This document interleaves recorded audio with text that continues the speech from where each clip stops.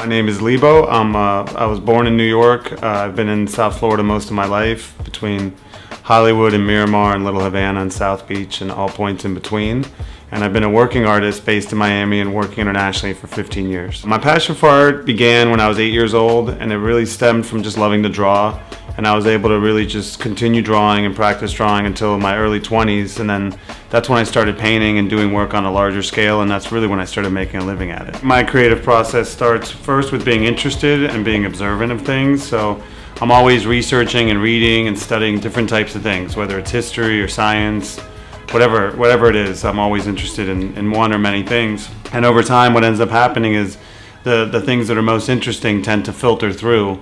And based on those, I'll delve deeper into what those things are about. So that could be study of certain plants and flowers, or that could be certain ways that patterns are arranged, whatever it happens to be. And then from there, I start drawing and sketching ideas. To me, most of my ideas start as a drawing.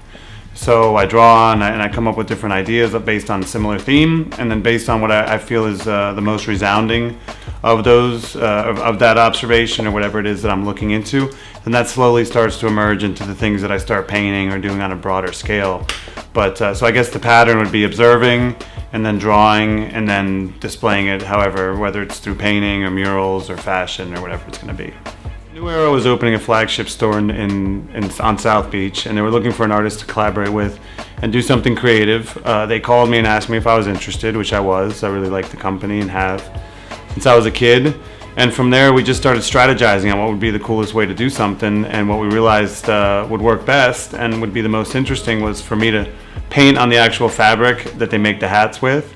So for the designs of each hat, I really wanted to incorporate more of an abstract approach. So I knew it was going to get cut up in a lot of pieces, so I just came up with forms and colors that I felt flowed from one to another, so that when the piece did get cut up, there would be a continuity between all of them, but each one would also stand alone. In the end, for our first try doing that, we have 60 caps that are all one of a kind because each one of them has some part of an original painting on them. What I like to try to do is create beautiful pictures in a broad sense. So I like to create images that are captivating and ones that have a broad entry point, so that no matter where you come from, there's hopefully something within it that's engaging.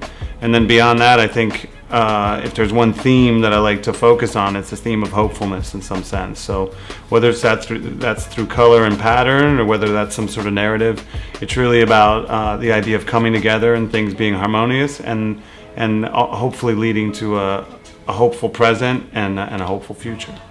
I think to be successful at anything, it's really important to be consistent at it. And I was taught as a child by my parents to be very focused and dedicated to whatever it is that you want to do. So whether that's art, or whether that's playing sports or writing or cooking or whatever it is that you want to do, I think if you're really consistent about it and weave it into your life and make it relevant to your life, that you'll incubate that inside of yourself, and eventually that thing will be your passport to a lot of really amazing experiences. At least it has been for me.